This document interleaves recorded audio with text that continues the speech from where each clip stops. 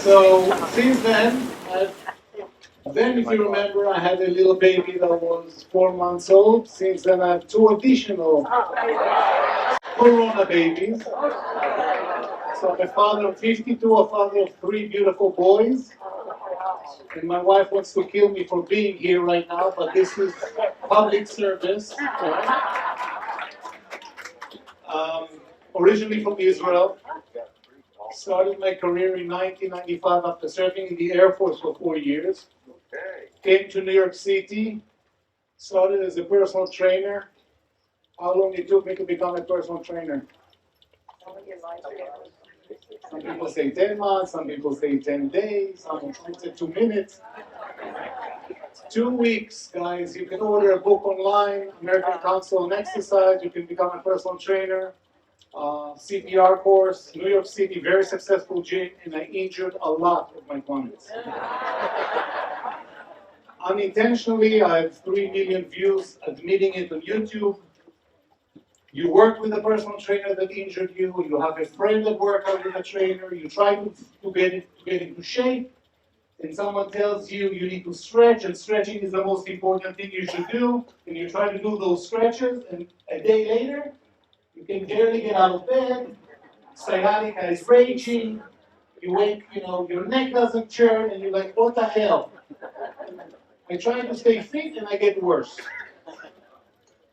The good news about all of you is that you already heard Jack LaLanne, Jane Fonda, strengthen your core, stretch your hamstring, buy this bed, buy that bed. You have tried it all. You are the most educated generation in the history that understands that there's a lot of garbage out there. There's a lot of garbage out there that if you follow that garbage and you see some of your friends as they're aging, you strengthen the core, you stretch your hamstring, and you are 80 and you're here. You're like, what the hell? And they come to my office in Miami Beach, and I'm like, I just want to age gracefully and walk elegantly down my granddaughter's wedding. And it doesn't matter if you have an Armani suit or a beautiful dress. If you're here, it doesn't look good on you. It doesn't. If you walk into a meeting like this, it doesn't look good. And so at 52, and I said it on the TED stage, TEDx Breckenridge in October of last year, and the title of my talk was Aging Without Aching. It was called Aging Without Kvetching, but my publisher was like, no one in America would understand what kvetching, but kvetching is in the dictionary, by the way. You know, I know you know. Most of you know. On the TED stage, I said, I will never age forward towards a cane or towards a walker. There's certain issues, certain things we have, certain conditions we have that force you to use crutches, walker, cane, but most of us should be able to reach our 80s and 90s walking upright. The body works better when your spine follows the letter S. I am now in an S. Think of S for safety. You have sat in the letter C for a while, maybe last night at dinner. And when you got out of the letter C, think of C for catastrophe. You got out of the letter C and you held your back in the first couple of steps. You're like, shit. All my friends at the table see me now going into the restroom, and as you walk, that pain disappeared, you adopted the S, and all of a sudden you're fine. You have felt what I just did multiple times in your life. Everyone in this room know at least one person that experienced this transitional stiffness from a C into an S. The reason you held your hand here is you tried to push the vertebrae in your spine. You literally tried to push the vertebrae in your spine from the letter C to the letter S. Now, some of you go and get adjusted, or you see some kind of healthcare professionals that do certain things on you. Beautiful. You feel fine, but then you go back to your activities of daily living, and how you live your life has a lot to do with how well your body will work. So you can eat really well, you can eat really clean, you can have a perfect anti-inflammatory diet. But what we found out, especially during the pandemic, a lot of people sat on their kitchen counter on their laptops in the letter C. A third of people during the pandemic worked sitting down in poor ergonomics, some in the kitchen counter, some on the sofa with the laptop on the coffee table. And a lot of people also work from their bed, leaning against the headboard. And then they complain why they're here. And so there's a cause and effect with what we do on a daily basis and how it will help you achieve that letter S as you get older. An unbelievable study, which I mentioned in my TED Talk, by a group of international researchers, called the XPAS study, Extremity Pain of Spinal Source. It is so profound, that study, that TED headquarters had to contact the researchers to make sure that what I said is really true. 71% of hip pain is not your hip. I don't care how nasty your MRI findings are.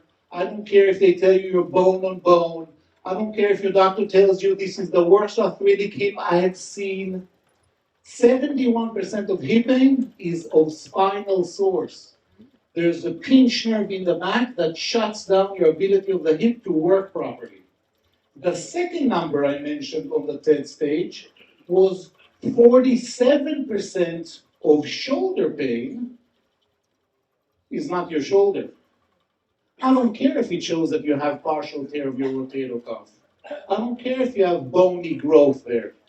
47% of you may have neck pain on the same side where your shoulder hurts, and if that's the case, your pain is coming from your neck, it's not from your shoulder. So while you stretch, the answer may be different than stretching. And I had 8 months of lingering pain down the left side of my neck and into my blade and down into my left arm, and I kept stretching, and in one weekend course, I got result. And that's when I saw the light. So pain we feel in the body, a lot of the pain we feel in the body can come from the spine.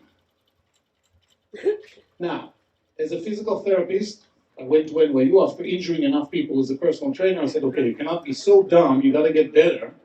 So NYU had a great program, doctorate in physical therapy, and I studied it, went to work for one of my professors, but my education was so heavily involved into muscles.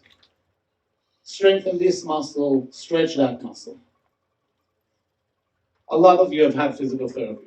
You go to a room, there's 5 people in the room, one is on the bike, one is getting band exercises, one is electric steam, which by the way does nothing for back pain, for neck pain. It's a billable code just to have you lie there. It confuses your nervous system, it doesn't work. Medicare used to pay for it $89 in the 80s. They pay $0 for it right now because it doesn't work. Nothing passive work, active work, movement works. Your body heals itself all the time. We gotta help it. We gotta make sure the electricity to your intestine, your heart, your lungs, your gallbladder, your liver, everything receives power in the body from the spine. If the spine is happy, everything works better. If the spine is hurting, your legs will not work well. Your hip may hurt. You may have difficulty using the shoulder. And so pain can come from multiple locations. We can have severe osteoporosis, you can fracture bone. During COVID, people, ladies more than gentlemen, who had severe osteoporosis, literally by sitting and coughing, have created fractures within their spine. You can sprain ligaments in your back. You may be a bad golfer or you're a beginner golfer. You can sprain ligament, and usually the pain is localized to where the ligament is. Few days, it usually heals. You can strain a muscle. But if you have pain that moves around, sometimes it's on the right, sometimes it's on the left, sometimes it goes down this butt, sometimes down that butt. Sometimes this leg gets a cramp, sometimes the other leg gets a cramp. If you notice that you have a geographical location, changing location, something may be bothering your nerve roots. And we froze. Okay, here we are. So after graduating NYU, I went to work for one of my professors. She introduced me to Robin McKenzie. Robin passed away in 2013. He was voted the most influential clinician of orthopedic physical therapy in the United States. One of the 7 giants in the world of physical therapy. Unbelievable man. In 1956, Mr. Smith, who's lying on the table, the bottom right, walked into his office with severe sciatica, raging right leg pain. Why are you walking like this, Mr. Smith? Robin asked him. He said, a few weeks ago, I lifted something heavy. I felt severe back pain. I went to bed, woke up in the morning. My back doesn't hurt. My leg is bugging me. It's hurting so much I can barely put pressure on my knee. Go to room number 4, Mr. Smith. I'll be right there. I just have to finish another consult. Mr. Smith goes to room number 4. Robin didn't see the room inside. He didn't know that the table was left elevated from the previous patient. So he lies in this position for 10 minutes waiting for Mackenzie to walk into the room. Mackenzie walks into the room, he sees the patient, like, oh my God, that's the worst thing you should have done. Mr. Smith gets up, what a great table you have. He looks at him like, are you nuts? He said, my leg feels normal, completely normal. However, the pain has shifted from my leg to the center of my back. Well, if your back hurts, let me stretch you. So Robin puts him on the treatment table and pulls his knees to his chest, as I used to do to all my clients. If we go to any gym, maybe even here on the ship, at the end of the session, I used to put a towel on my clients' feet and push their knees to the chest and take their knees from side to side, which everyone loves. As Mr. Smith is getting stretched, he's telling Robin, I feel the pain radiating down my leg again. And he gets up and says, damn, it's in the leg again. Mackenzie extends him again, and he notices the pain changing location. Now, ladies and gentlemen, there is a phenomenon called centralization. I encourage you to Google it, centralization of back pain, or centralization of sciatica. It is heavily documented. Heavily documented. If you have back pain that's going down one of your legs, you're getting worse. However, if you have sciatica and you circle the ship, and after one circle of the ship, your leg feels fine and your back is hurting, you are actually getting better because your nerves are getting less attacked. Okay? Now, we're going to learn in a second what to do, which I never knew. So Mackenzie theorized it must be something that puts pressure on the nerve. And in 1956, there were no MRIs to prove it, so it was a theoretical model. It still is a model. There's disagreement around the world if that's really happening. We believe it does happen, and maybe one day we will see that there is 100% proof behind it.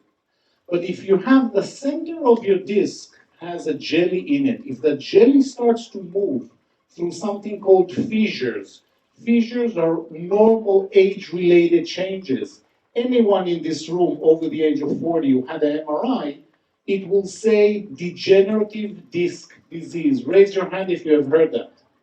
Okay, guys, as of today, calm down about those findings. It is the same thing as saying gray hair is follicular disease. It's not. Okay? It's age-related changes. The American Medical Association should call it age-related disc changes They call it degenerative disc disease. So people come to my office, hi Yoav, nice to meet you. Here's my MRI. Look, I'm degenerated and I have a disease. Then I ask simple question.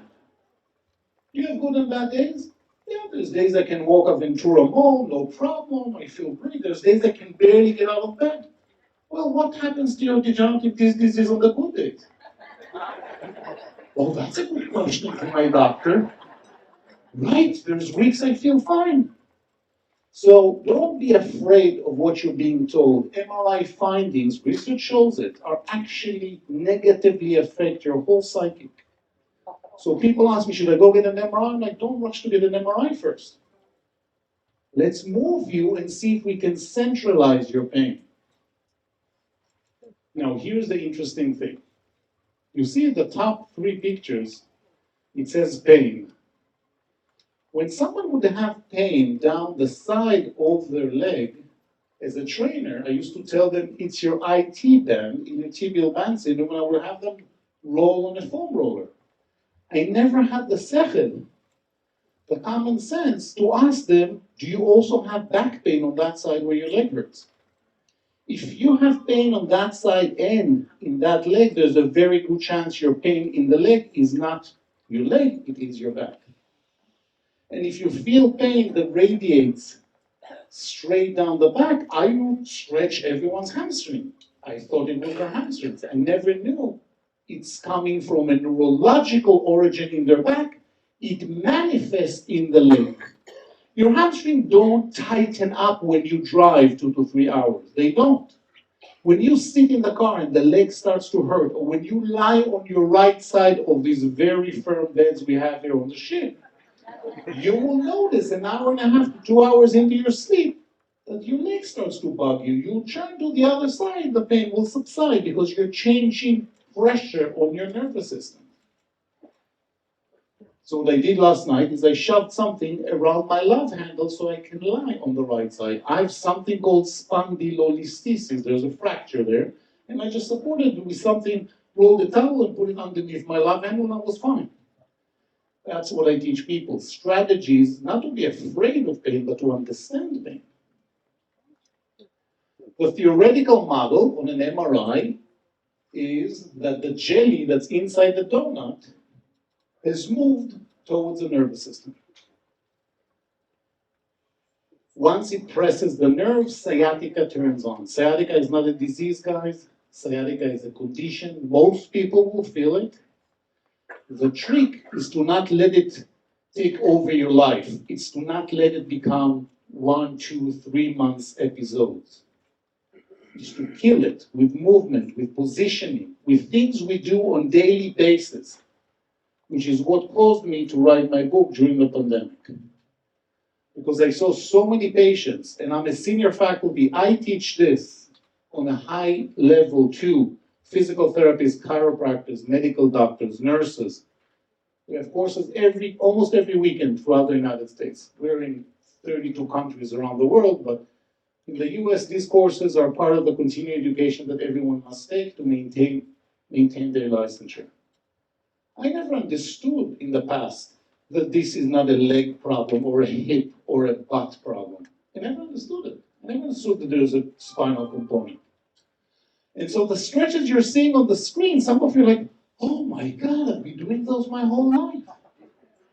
Everyone loves the child's pose. Everyone loves hugging knees to chest. It feels good when you do it because it opens real estate around the nerve. It creates a bigger hole where the nerve is coming out of your spine.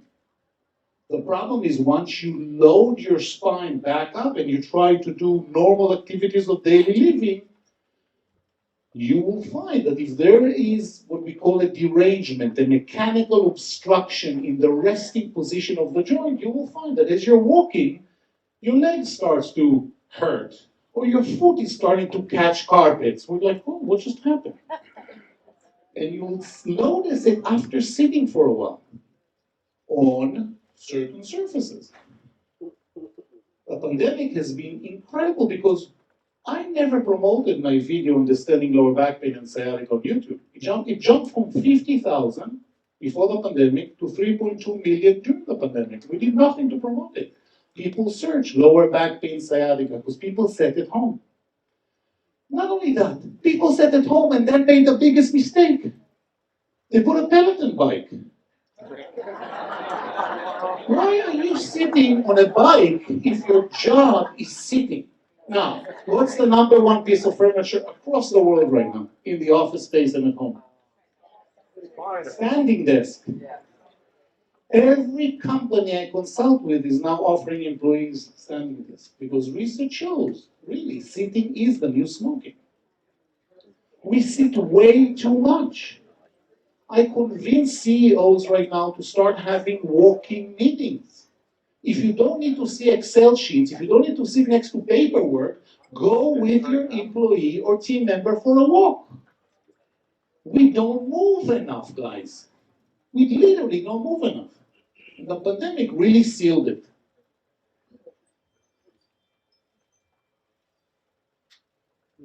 Stretching the hamstring.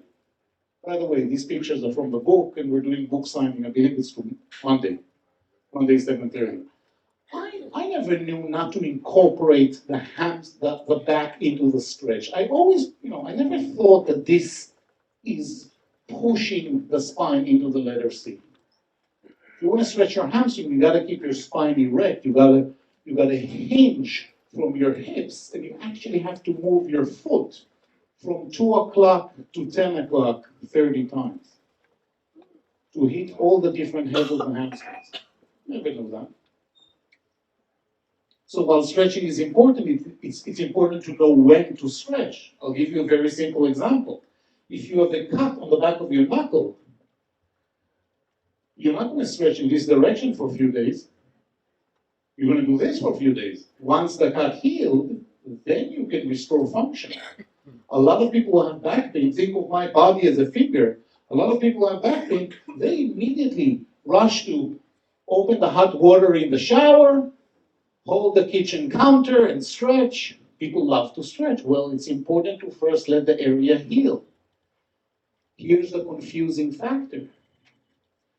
Personal trainers like myself told you for years, no pain, no gain. No gain. And then if you go to your doctor, he or she will say, if it hurts you, don't do it. So the public is like, what freaking planet am I supposed to gain? Is it no pain, no gain? If it hurts me, I shouldn't do it. Well, it depends. You got to understand pain. Of course, the mafia doesn't want you to understand, aka the pharmaceuticals. Because the more confused you are, the better it is for them. We all know that. Everyone in this room, I don't need to preach to the choir. You know that. Is there a room and a place once in a while to take medication? Of course. For a short period of time to assist something that needs to be assisted. We have great advances, but not relying on it. So this was the pandemic. People said a lot. Then comes the big thing. What about my core? You all heard it since ages. Every muscle in the body needs to be strengthened. Every muscle needs to be addressed if possible.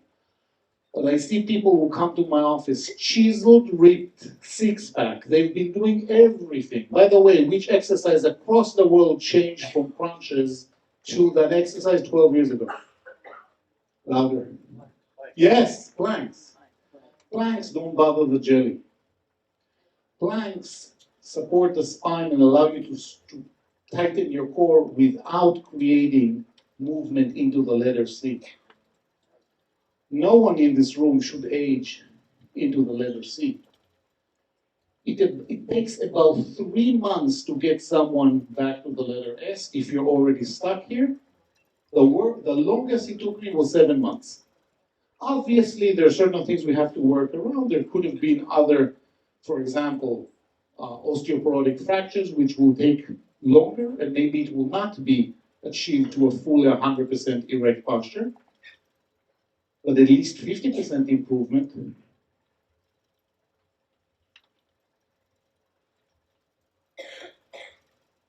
I have someone sitting here that February 2020 was in a wheelchair. His name is Steve. I didn't pay Steve to say anything. That's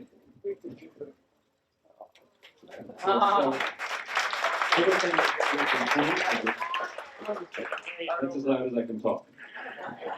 So I was on a cruise in 2020. The Sunday before the cruise, I picked up a small table, must have weighed 10 pounds, and felt a little pain in my back. Went on a car ride to visit my kids. Half an hour, got out of the car, and I was in severe pain. So I went to the chiropractor Monday through Thursday, nothing helped. And I've been to chiropractors before. I played a lot of tennis as a kid. I'm used to going to chiropractors to get help. So we decided to go on the cruise anyway. And when I was waiting to get on the cruise, the pain was so bad, I couldn't even wait in line. I just sat down on the curb. My wife had to get a wheelchair, and I was in really bad shape. It was the worst pain I've ever had in my life. So fortunately, Yoav was giving his talk, and I went and I saw him, and he did the evaluation. I did the McKenzie method, and slowly but surely, I got better. It took about 6 weeks, but then I was able to walk upright. And then about 4 weeks after that, I was back to running, like 5 to 6 miles a day again. And it worked, and I was shocked. And yeah, I was out of the wheelchair after the cruise. It was on the cruise. Yeah, I was able to get out of the wheelchair. And it really does work. And the interesting thing was I had another episode happen 18 months later. But this time I knew what to do. So I got up at 6 in the morning, pain radiating down my leg, did the McKenzie method every 2 hours like I was supposed to. By 6 o'clock, I was fine. And I've suggested other people go to the McKenzie method too. Friends of mine, colleagues, they told they needed surgery, which I was told too. I was told before I got on the boat, the chiropractor called me up and he said, I think you need to go see an orthopedic surgeon. And I didn't need it. And I've been able to adjust myself and fix it every time. And I was one of those guys, I sat in a C all the time. I was like Mr. C, always curved over. I can't even sit that way anymore. Even if I wanted to, it's not possible because my back just doesn't function that way anymore. And I'm more comfortable standing than I am sitting. But, it works. He saved me, and I'm eternally grateful.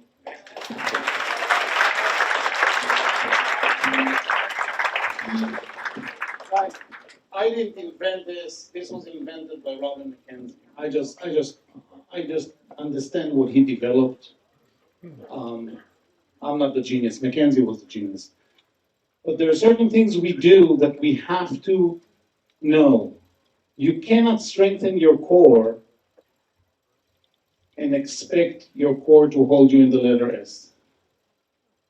You can't. Because if you go back to your old, deep leather sofa with your legs on the coffee table without putting some kind of a bolster, some kind of a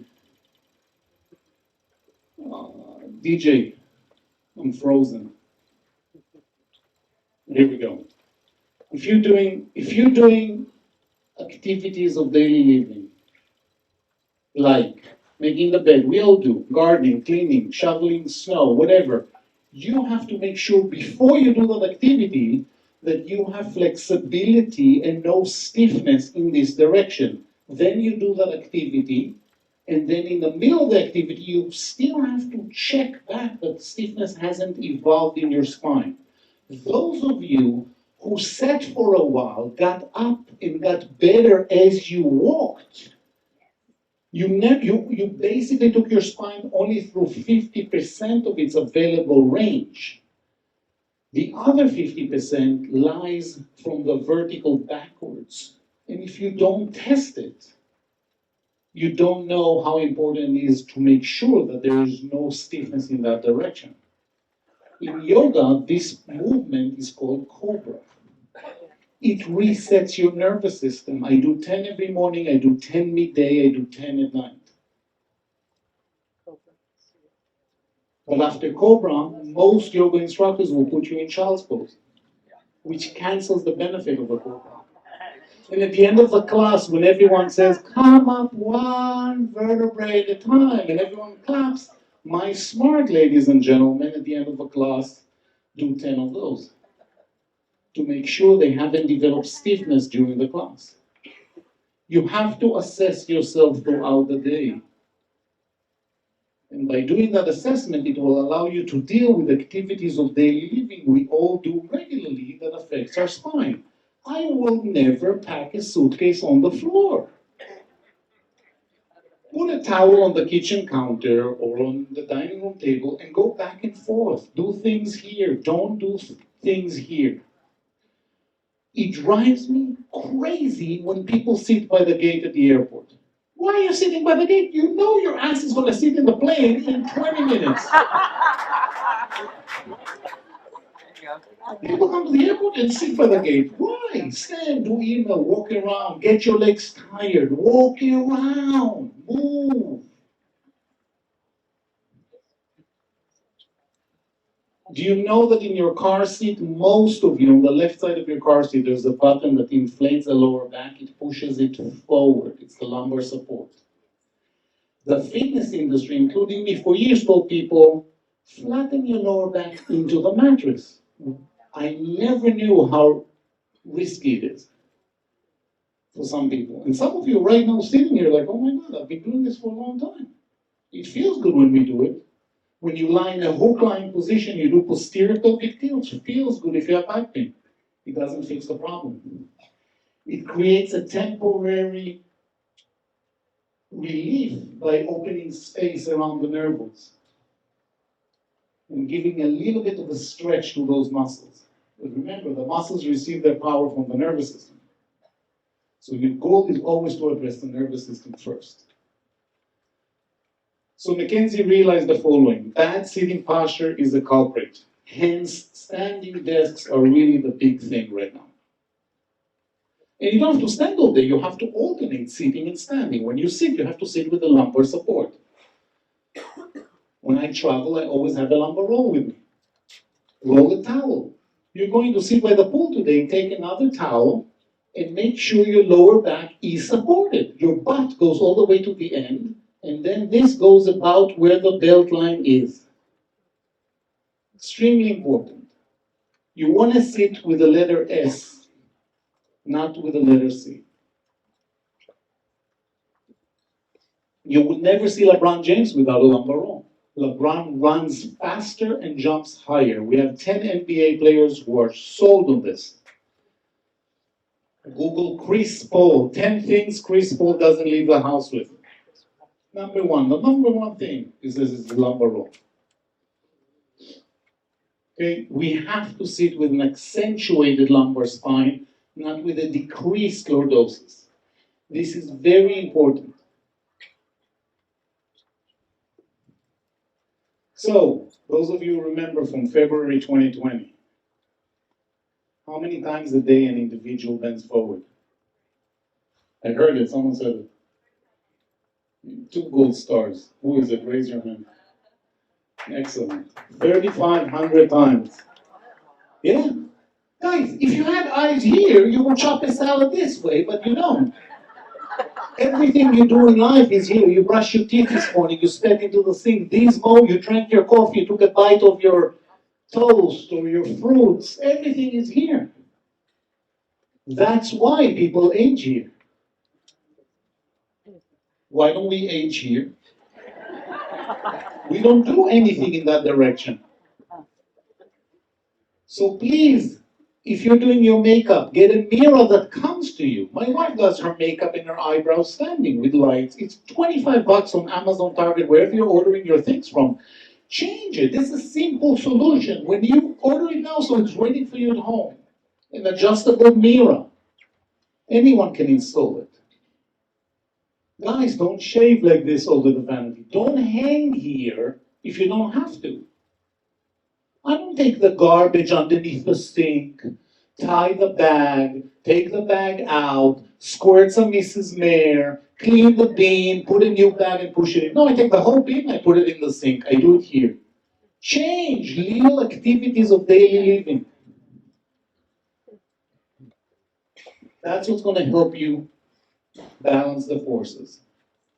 So I check my extension, and you need to be assessed to make sure this is the right movement for you, the right movement for you. My dad at 93, the bottom picture is against a kitchen counter. He does it against a kitchen counter daily. Even though I learned in NYU severe stenosis should never extend backwards, he has severe stenosis and he bends backwards. And he has no disc, by the way, because the 93 is bone on bone. The discs dehydrate completely. You saw how your parents, friends, you started to lose height. The number one geographical height loss in the body is the spine. Number two is the meniscus in the knees.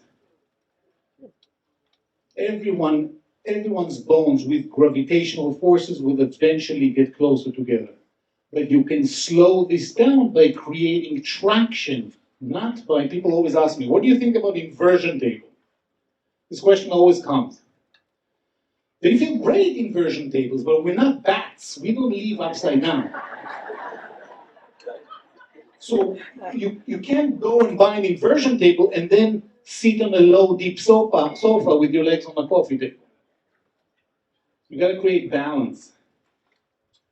And so extension is one way I create balance in my life. Moving into the pain is very interesting. If you have stiffness when you get up and you walk around the room, and as you walk, you get better, if I had to bet right now, extension, moving into your pain is your answer, and not anything that has to do with bending forward to stretch your back. With some of you are like, oh my God, this is the exact opposite of what I've been doing for years. If you live with back pain or sciatica, this is the exact reason why. We are just afraid to move into the pain because the confusion factor I just discussed before, no pain, no gain, or if it hurts me, I shouldn't do it.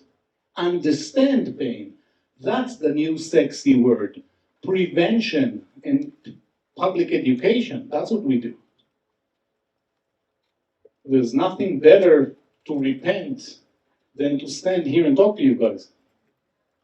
There's my, bad years as a personal trainer with injured people. So this is, I'm repenting. This is Yom Kippur. Guys, I have 3 little boys, as I mentioned. Dean is 3.5, Danielle is 2, and David, we like the letter D, as you can tell. And David is 11 months. Dean sits on my back every day when I get back from work. He sits on my lower back, and we watch TV, and we play like this, and we do puzzles like this.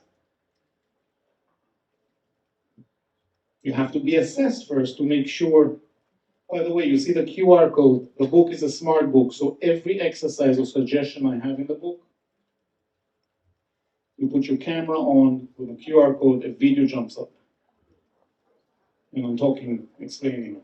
Yeah, it was a lot of effort to produce the book. Excellent publisher. So you gotta be assessed. Some people need extension, but there's a group of you that needs flexion. Flexion is the top left figure and the bottom left figure. Some of you may have what's called a lateral shift, or you wake up a few times a year shifted, then extension and flexion will make you worse. You need to be working on the frontal plane. You know people who develop those. You see people walking like this a lot. Very common. From here we're going into the neck. Another very, like I mentioned, 47% of shoulder pain is not your shoulder, it's your neck. Another very common issue. So technology has definitely brought us into poorer posture.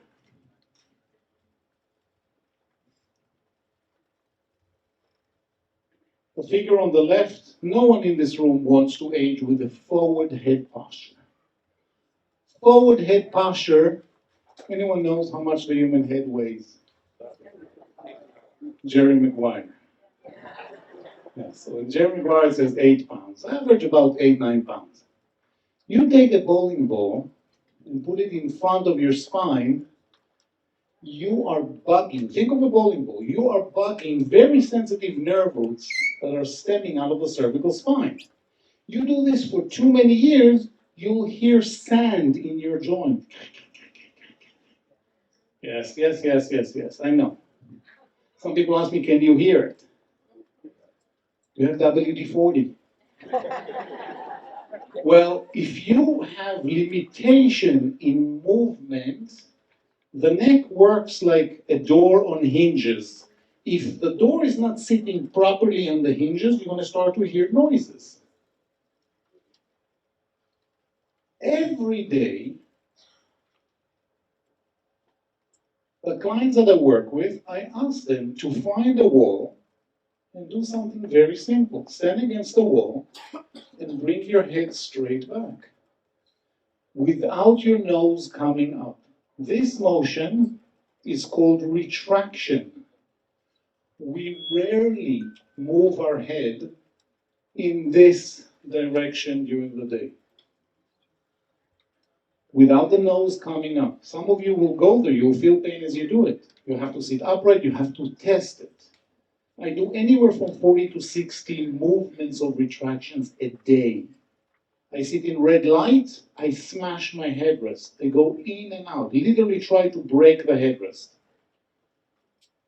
Some of you have cars that the headrest is so bent forward because research shows due to whiplash injuries, some car manufacturers, and I see someone just said reverse it, and that's the correct answer. You can reverse it or put the back seat in the front, but you want to sit with your head here, not here.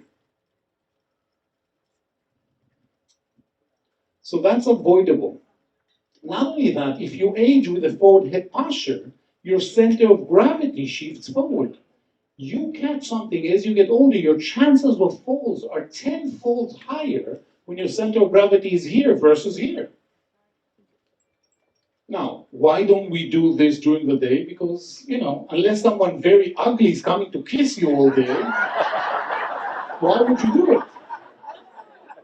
We don't move our head here. Just like we never really do this. That was the brilliance of Mackenzie. He analyzed human movement. He's like, what do human beings don't do? A million years ago, we got up, we climbed trees, we collected fruits, vegetable, water, we walked. An animal chased us, we ran away. We saw game, we wanted to hunt, we chased it, we killed it, we walked with it. Where are we today? So we develop all these mechanical issues around our spine, and that's the culprit. Technology is one of them. Picture on the left, there's only 2 things you're supposed to do in the bed, and this is not one of them. Some of you are like, what's the other?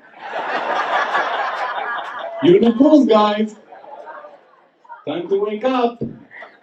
Don't lie against the headboard. Don't read like this. Don't lie flat on your bed with a pillow under your head to read or to go on your iPad. You're pushing your head into this direction. The following day, when you try to reverse your car, it wouldn't want to go there because you're ripping the joints of your neck forward by just reading in bed. So what can you do? There's book stands, there's iPad stands, there's tons of things I can show you that actually aligns. And my patients lying flat with their iPad parallel or their Kindle parallel to the ceiling. They lie flat in bed to read. And it's hovering over their face. They're all over Amazon. You'll see hundreds of those. Kindle holders, iPad holders. Don't look at the guy on the right. Don't stare at the laptop screen like this. You're basically doing the same motion. So a simple solution, raise your laptop on 3-4 books, get a separate keyboard, separate mouse. Any Office Depot, Amazon, it's not expensive, get a separate keyboard, separate mouse. Have the monitor at eye level. The rules of ergonomics are in front of you, the basic rules.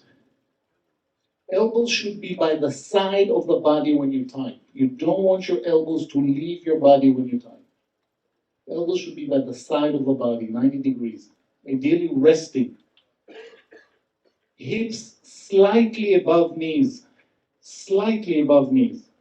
You don't want to sit low. You don't want your knees to be... Now, a lot of you have new cars. You'll notice they added a lever. You can raise your butt and drop your hamstrings down. It's better if you can do that. Give it, if you don't have it, put some kind of a wedge in your car seat. Start by putting a towel and lift your butt slightly. Especially those of you who don't like your car seat. Adjustable desk, adjustable height, chair. These are the basic rules of ergonomics. Now you see, she is in heels. A lot of petite ladies, more ladies than gentlemen, 4'9", shrimps, who can't reach the ground have to get a footrest. So sit with the lumbar roll and order yourself a footrest. Bring the floor to you. Then your ability to sit comfortably in the chair, you'll notice all of a sudden, it's sometimes so simple. So if your feet don't touch the ground, bring the ground to you by getting an adjustable angle footrest.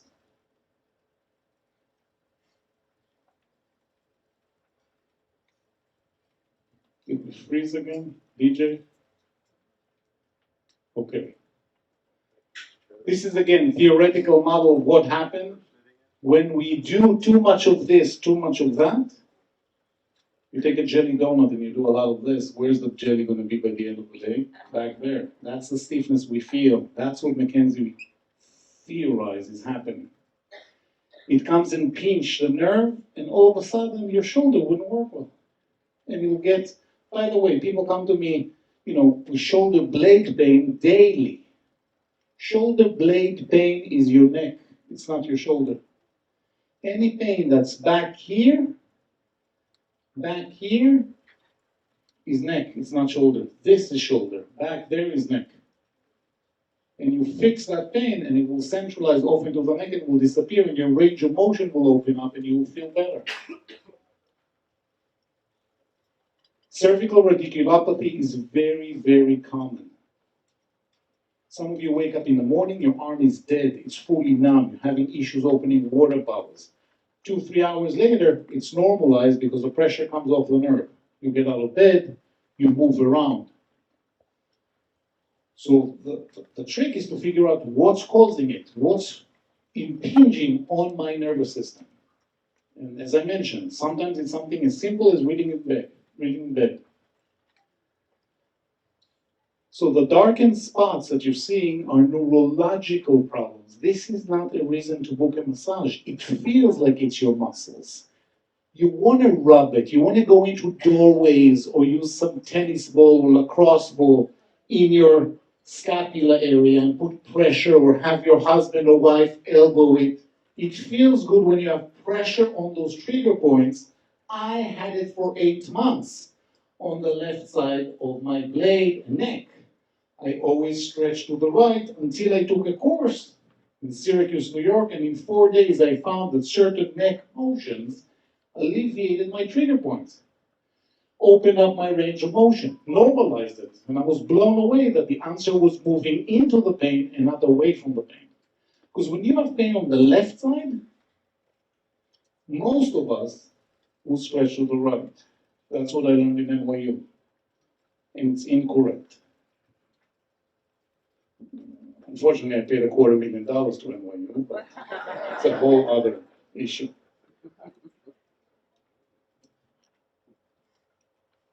Is stretching important? Of course it is.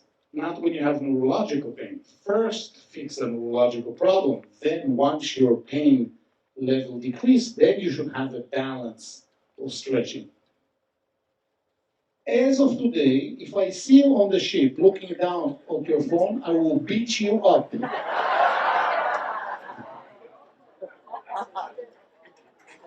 When you take your phone, hold it with your dominant hand, your non-dominant hand underneath, extend your fingers to block your elbows, and hold it in the right ergonomics.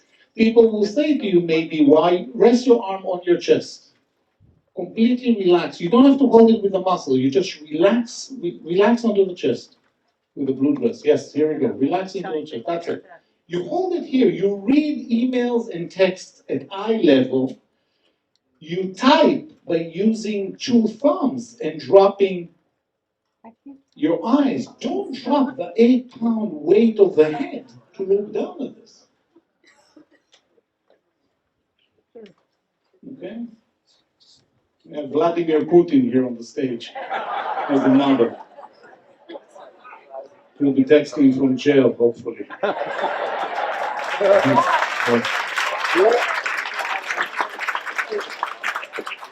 Don't do it, guys. It's simple strategies. Once in a while, I go into this. I do. I do go down, but then immediately when I catch myself, and it's about 3 weeks to change behavior, I retract my head and I'll extend my neck a few times just to realign the joints. If we do something bad, the good answer is all you gotta do is move in the opposite direction. Usually that's your answer.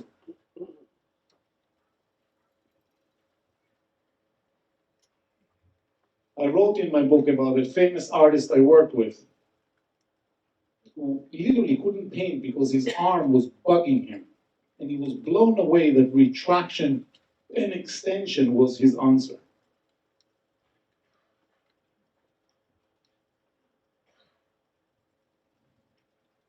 DJ, I'm frozen again.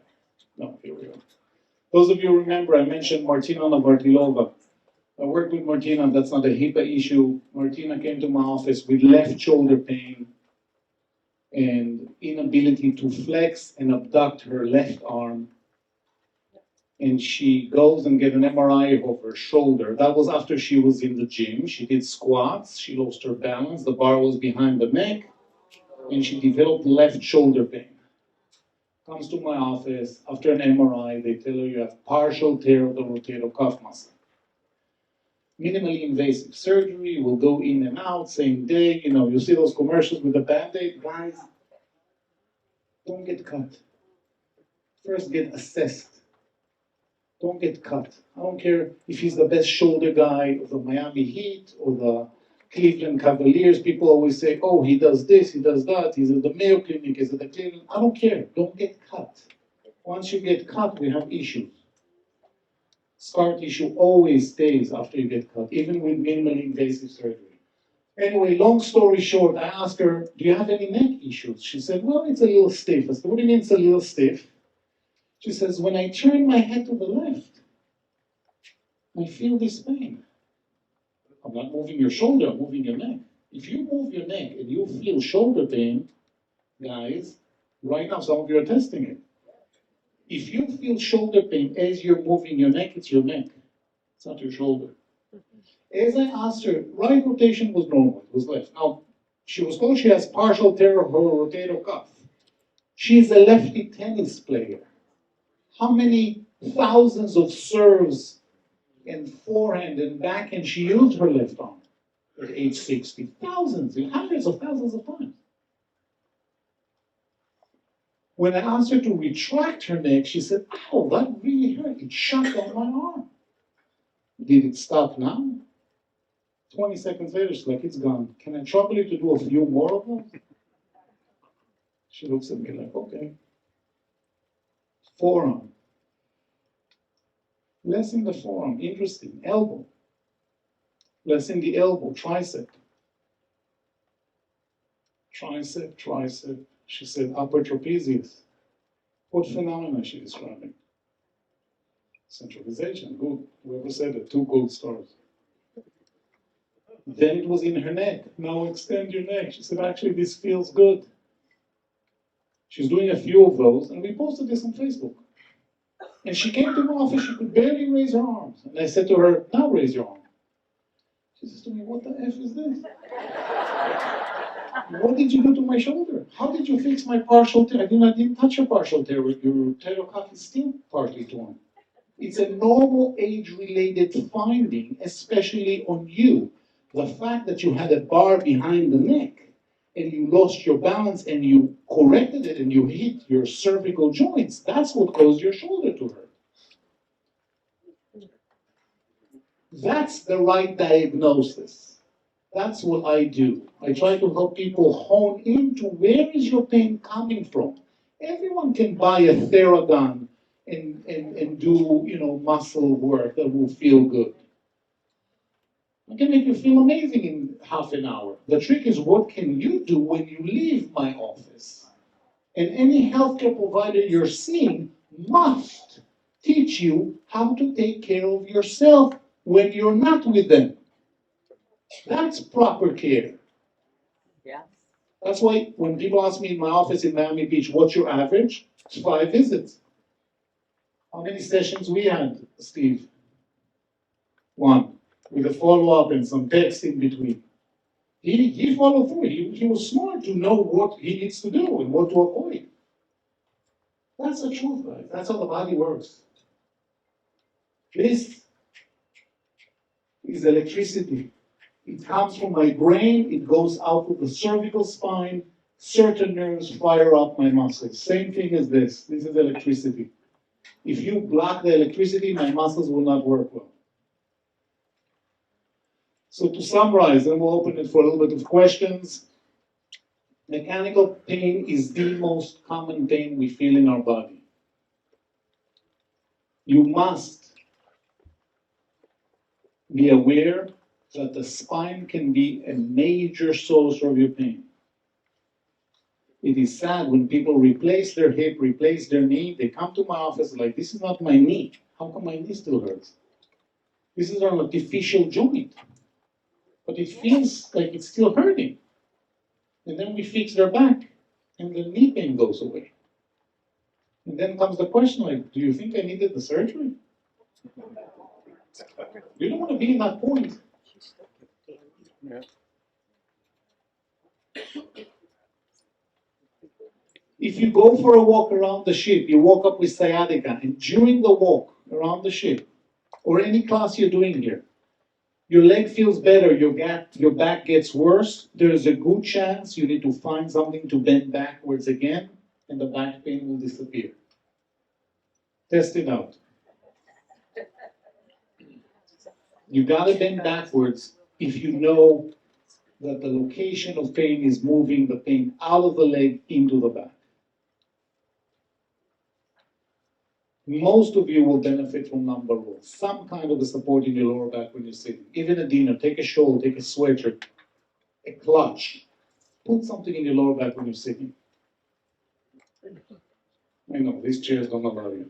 It's right in the middle where it's going to fall out. Retract your neck often. In an elevator, do a few of those. In the car, do a few of those. Start holding your phone here.